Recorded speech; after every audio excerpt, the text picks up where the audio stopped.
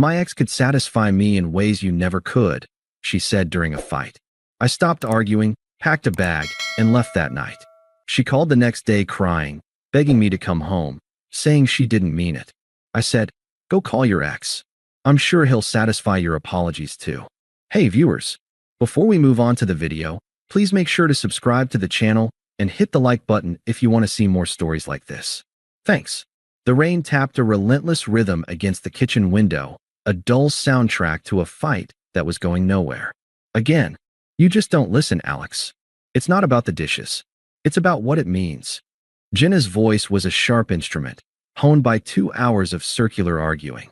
I leaned against the counter, my head throbbing in time with the rain. I'd come home from a 10-hour day to a dark apartment and a silent girlfriend. The trigger had been a coffee mug I'd left in the sink that morning. It had spiraled from there into the vast, shadowy territory of her feeling unseen and unappreciated. "I do listen, Jen," I said, forcing my voice to stay level. "My go-to mode, problem solver. I hear you saying you're overwhelmed. So let's fix it. Hire a cleaner twice a month. I'll set it up tomorrow." "It's not about a cleaner," she exploded, throwing her hands up. "It's the principle.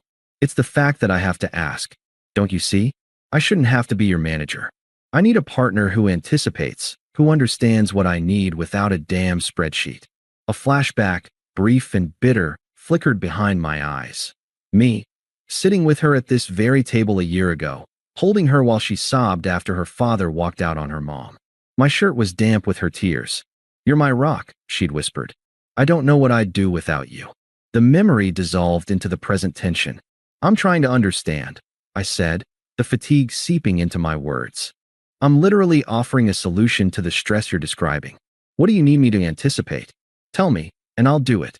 "Ugh, that's it. Tell me, and I'll do it," she mimicked, her voice a cruel parody of mine. "So transactional. Where's the passion, Alex? Where's the instinct? It's like you're emotionally colorblind." Another flashback. Her, smiling up at me from a hospital bed 2 years ago, her appendix removed. I'd slept in the awful chair for 3 nights, bringing her favorite magazines, managing her calls, handling everything so she could just heal. "You take such good care of me," she'd said, squeezing my hand. That man in the memory felt like a stranger to the one being eviscerated in this too bright kitchen. I took a deep breath, pinching the bridge of my nose. "Okay, I'm not perfect. I'm logical. I see a problem, I want to fix it.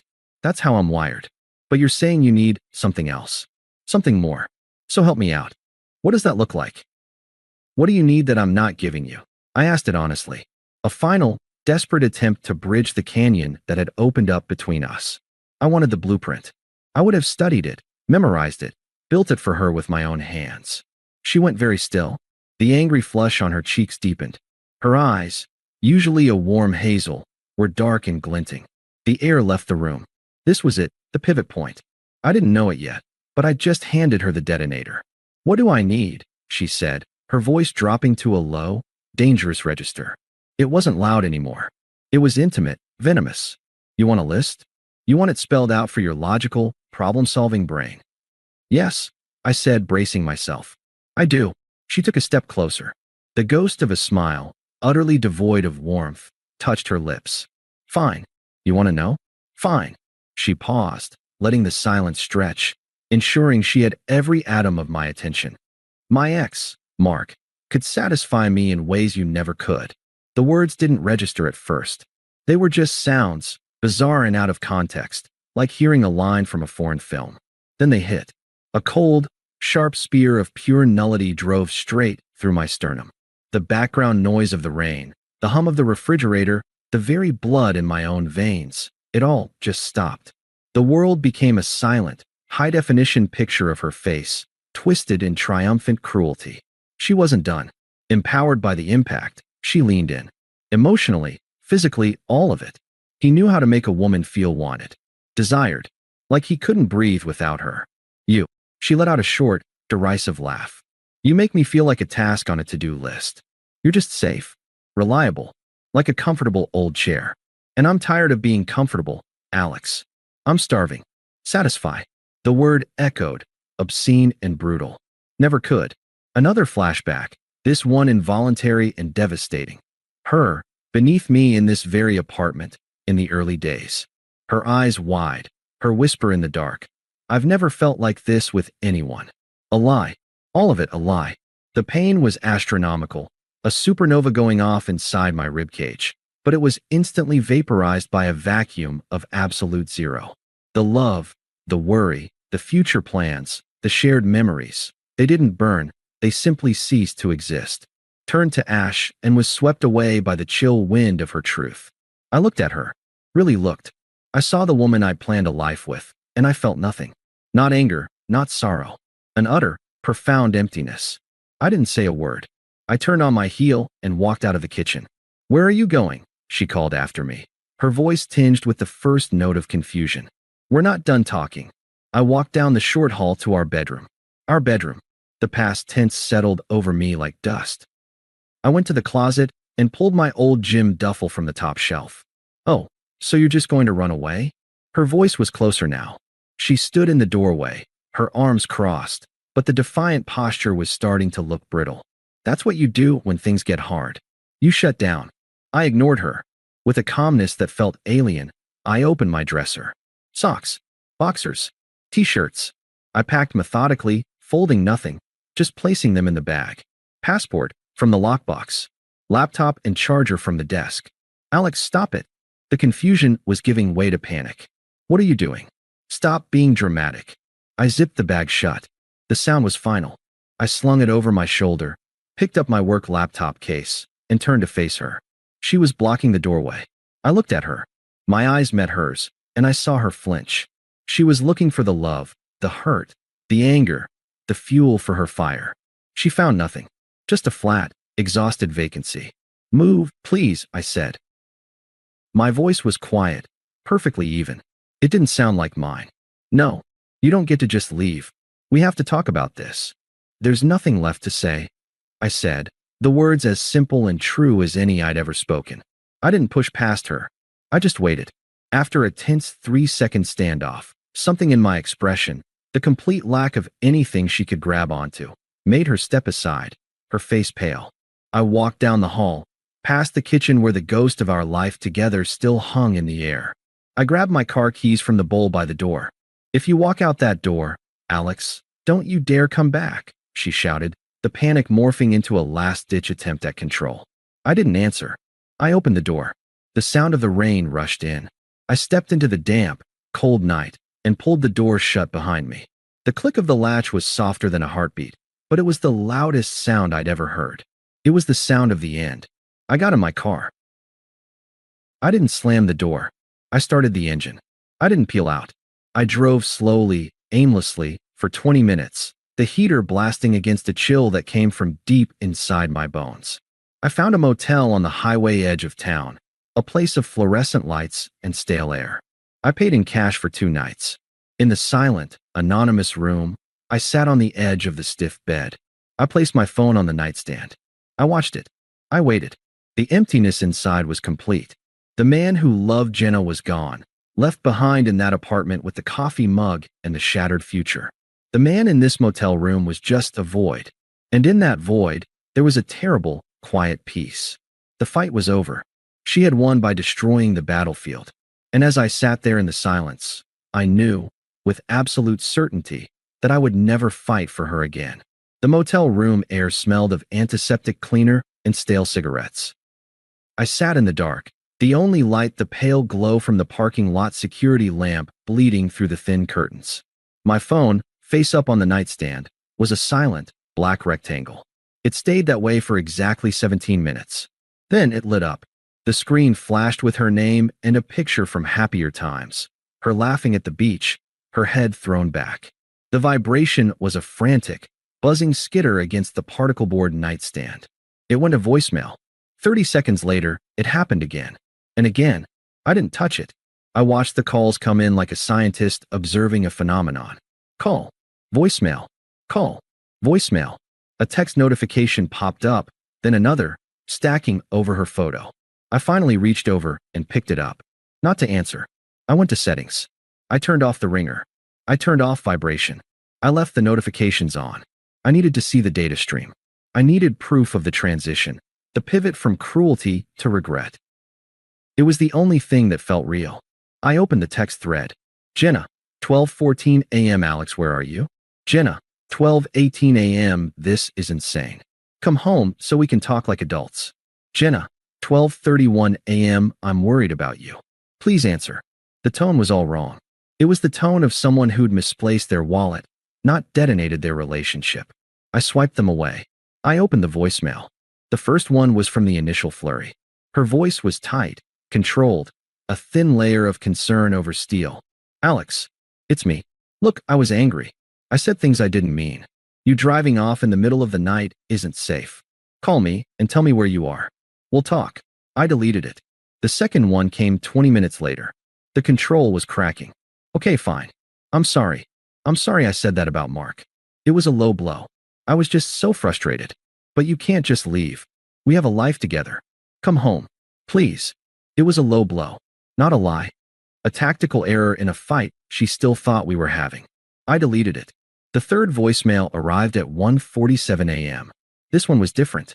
The sound quality was muffled, wet. She was crying. Baby, I'm so sorry. I didn't mean it. I didn't mean any of it. I was just angry. I wanted to hurt you because I felt hurt. Please come home. He was awful. You know he was. You're everything he wasn't. You're stable and good, and you love me. Please, Alex, please answer. I love you. There it was. The full reversal. The weaponized memory was now a lie. My stability, once her insult, was now my virtue. I felt a distant, clinical interest.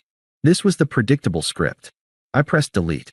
The texts continued through the night, a linear map of her escalating panic. Jenna, 2:23 a.m. I can't sleep. The bed is too big. I'm so sorry. Jenna, 3:11 a.m. please. Just a text. Let me know you're safe. Jenna, 5:02 a.m. Are you really going to throw away 3 years over one sentence? That last one made me breathe out a quiet, humorless laugh into the dark room. The framing. I was throwing it away. By not accepting her nuclear strike and then her apology. By refusing to participate in the cycle anymore. When the gray dawn light crept into the room, I moved. The emptiness inside had solidified into a cold, clear purpose. I was a ghost, and ghosts are efficient. I called my boss, Greg, at 7 a.m. My voice was flat, professional. Greg, Alex, family emergency. I need to invoke the full remote clause for the foreseeable future. I'll be offline today, but I'll have my laptop and can handle all my deliverables. I'll email HR. Greg, a decent man, heard the toneless finality in my voice. Geez, Alex. Everything okay? Take what you need. We'll cover the stand-up. Thanks. It's under control. It was the first true thing I'd said. I found a short-term rental online, a furnished studio apartment in a complex on the other side of the city. It was available immediately. I paid the deposit with a credit card she wasn't on. I booked it for 3 months. Then I went to the most sterile, corporate task service website I could find. I filled out a form. Item retrieval and packing. Key under mat. Items are in master bedroom, closet, and office. Marked Alex. Pack all. Delivered to storage unit number 417 at Secure Store on Market ST. I gave them the code to the storage unit I'd just rented online. I attached a photo of my driver's license for verification. I scheduled it for 2 days later, a Tuesday, when she worked her half-day at the boutique. I was dissecting our shared life with the emotion of a surgeon removing a necrotic limb. Clean. Precise. No sentiment. My phone continued its silent, illuminating dance. Jenna, 9:15 a.m. You're really not going to answer? After everything? Jenna, 11:30 a.m. I called your office. Greg said you're working remote. What does that mean? What are you doing? Jenna, 4:45 p.m. Fine. Be that way. You were always a coward. You can't handle a real woman with big emotions. Mark was right about you. Mark was right about you. The text was a grenade. It told me everything. She'd already called him. She'd gone to the very source of the poison for comfort. The circle was complete, and I was definitively outside of it. The last faint, phantom twinge of anything, loss, regret, evaporated. It was almost a relief. A week passed. The texts became less frequent, angrier. Jenna, day 5 the task people came. You had strangers pack your things? You're unbelievable. So cold. Jenna, day 7 you're really throwing it all away. I hope it was worth it. I didn't engage. I worked from the sterile studio. I bought a single set of sheets, towels, a coffee maker. I went for long, punishing runs along the river path until my lungs burned and my mind was blank. I joined a 24-hour gym and went at midnight, lifting weights in a silent, mirrored room, watching my form with detached interest. The physical exhaustion was the only thing that felt good. It was a clean, honest pain. Then, the inflection point. A text from Sarah, a mutual friend who'd been closer to Jenna. Sarah, week 3. Hey Alex. Look, I don't want to be in the middle, but I'm worried about Jenna. She's not good. She's been drinking a lot. And she's been hanging out with Mark again. I think she called him the night you left. I told her it was a monumentally bad idea, but she won't listen. Just thought you should know. I stared at the message. I felt no jealousy, no anger at Mark, just a profound, weary validation. Of course, the villain from her story, the benchmark for my failure, was also her comfort. It was so tragically predictable, it was almost boring. I typed back, my first communication with anyone in our old world in weeks. Me. Thanks for letting me know. That was all. No questions. No emotion. An acknowledgement of data received. The data stream from Jenna shifted again. The anger bled out, replaced by a confused, plaintive tone. Jenna, week 4. Why is he like this? He promised he'd changed. Jenna, week 5. He's so critical. Nothing I do is right. You were never mean to me. Jenna, week 6. 1:18 a.m. He says I'm lucky he came back. Is that true? Am I lucky? The grammar deteriorated. The texts were often late at night. I imagined her on her couch, a bottle of wine empty beside her, typing these confused pleas into the void where I used to be. Then, a voicemail. Her voice was slurred, thick with tears, and something else, defeat. Alex, it's me. He moved in. Just for a little while, he said, until he gets on his feet. But he doesn't. He doesn't look for jobs. He uses my car. He ordered a new TV on my Amazon account. I asked him about it, and he got so angry. He said I was materialistic, that I didn't support his process. You always supported me, even when my ideas were dumb. Why did I? I'm so scared, Alex. I don't know what to do. Click. I saved that one. Not out of sympathy, but as a specimen. The full, ironic arc satisfying Mark was now a leech. The man who knew how to make a woman feel wanted was making her feel used and terrified. The final piece of the puzzle came not from her, but from a local news alert on my phone a few days later. I'd set it for City News. The headline was unremarkable. Police seek man in connection with series of rental scams, identity fraud. I almost swiped it away. Then the name in the second paragraph caught my eye. The suspect, identified as Mark D., 32, is known to frequent downtown bars and often targets individuals through former romantic connections, according to victims. A link. I clicked it. There was a grainy DMV photo, handsome in a slick, untrustworthy way. A knowing smirk. Mark. The article detailed it. Sweet-talking former flames. Moving in temporarily. Borrowing financial information for joint investments. Opening lines of credit. Then disappearing. 2 pending warrants. More victims likely. I closed the article. I looked out the window of my quiet, clean studio. The sun was setting. I felt nothing. No triumph. No, I told you so. It was just a factual closure to a chapter I'd already finished reading. My phone lit up one more time that night. Not a text. A voicemail. The last one I would ever listen to. Her voice was a broken whisper, all pride and pretense gone. It was just raw, animal fear. He's gone. He took the cash from the jar. He took my grandmother's necklace. The police were here. They showed me his picture. They asked questions about me. They think I knew. Alex, he's a criminal. Everything he told me was a lie.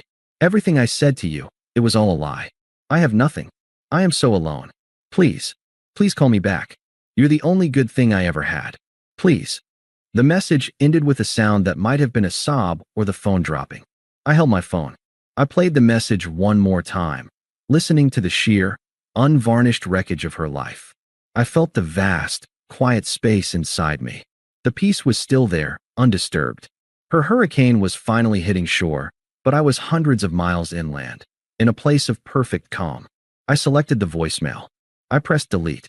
Then I went to my settings, found her contact, and scrolled to the bottom. I tapped block this caller. The final, silent severance. Not an act of anger. An act of hygiene. The detachment was complete.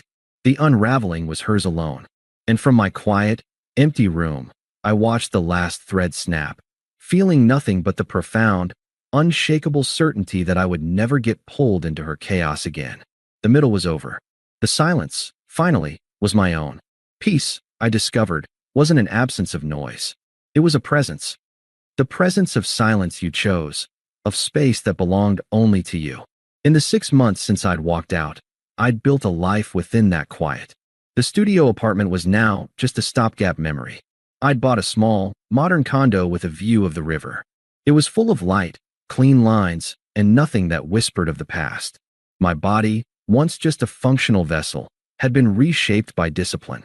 The midnight gym sessions had carved out definition, not for anyone else, but because the burn of iron was a tangible, honest feeling. My work had flourished in the absence of emotional drama.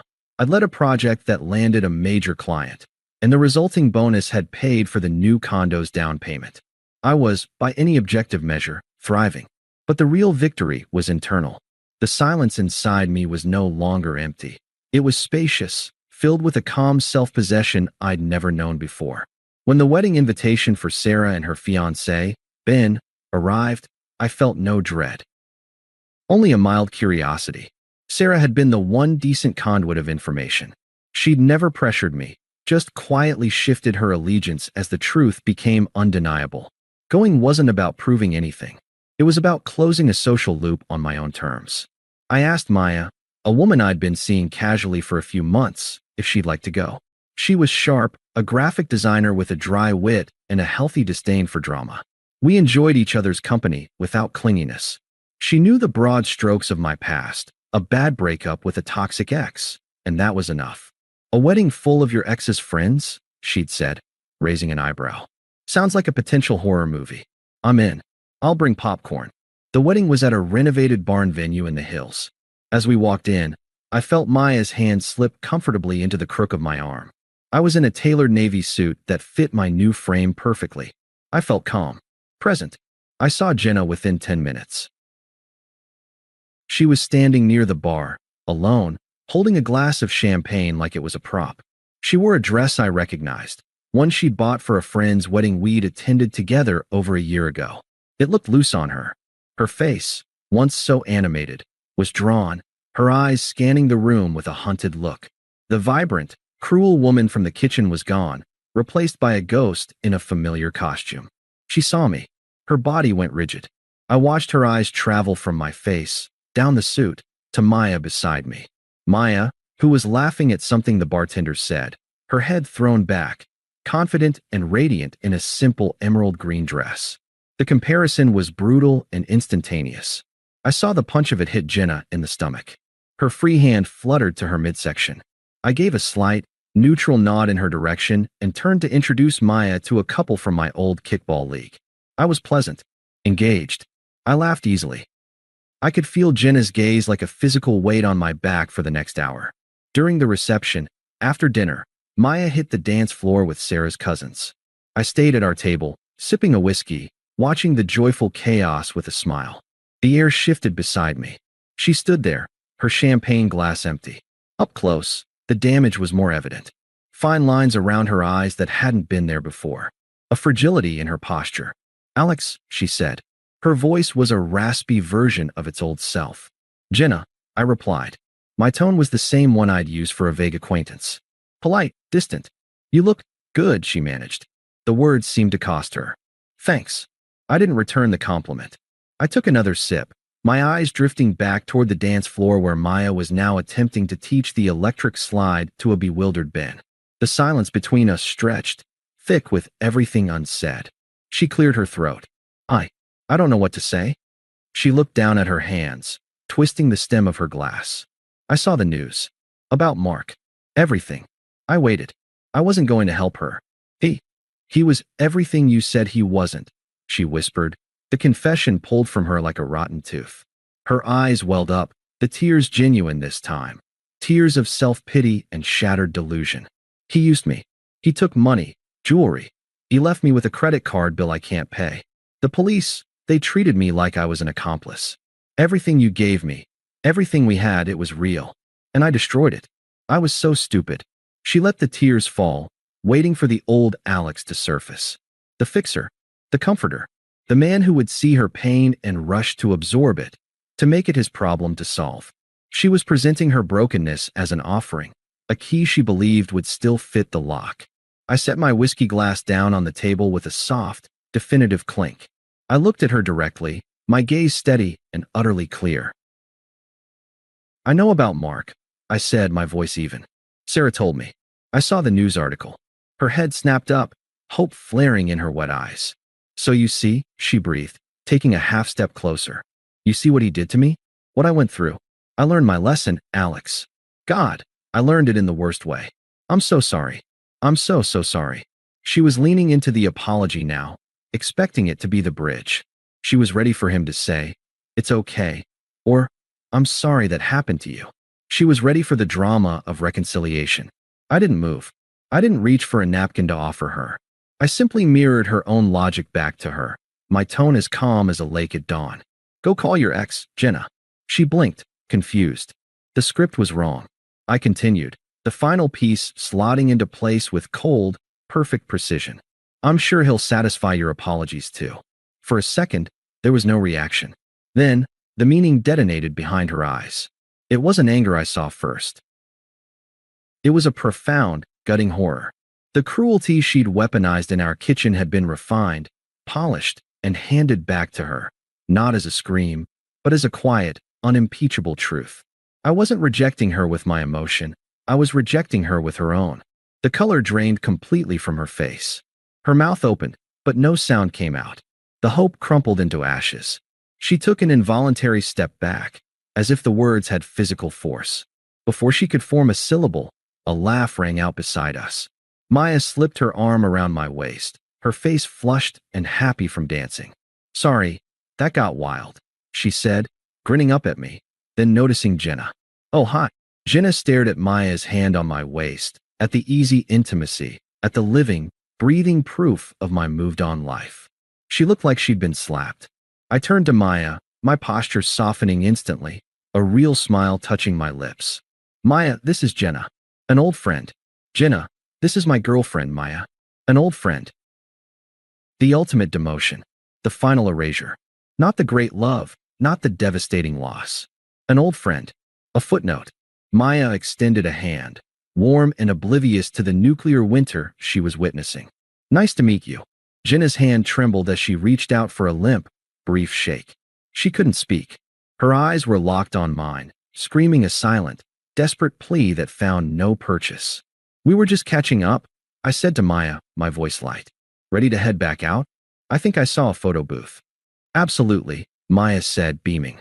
I gave Jenna one last, casual nod. "Take care of yourself." Then I turned, guiding Maya gently by the small of her back, and walked away. I didn't look back. I didn't need to. I could feel the void I left behind her, the absolute, crushing understanding that had settled in its place. The man she broke had vanished. The man who remained was someone she didn't know and could never reach. He was healed, whole, and irrevocably gone. As we stepped into the cool night air later, Maya squeezed my hand. "She seemed intense," she said lightly. I looked up at the clear, star-dusted sky, took a deep breath of the free, untainted air, and felt the last, faint shadow of that old life dissolve into nothing. "She was," I said, bringing Maya's hand to my lips for a brief kiss. "A lifetime ago." And it was true. In the quiet, spacious peace I now carried with me, Jenna and her chaos were not even a memory. They were irrelevant. And that was the most satisfying conclusion of all. Thanks for watching.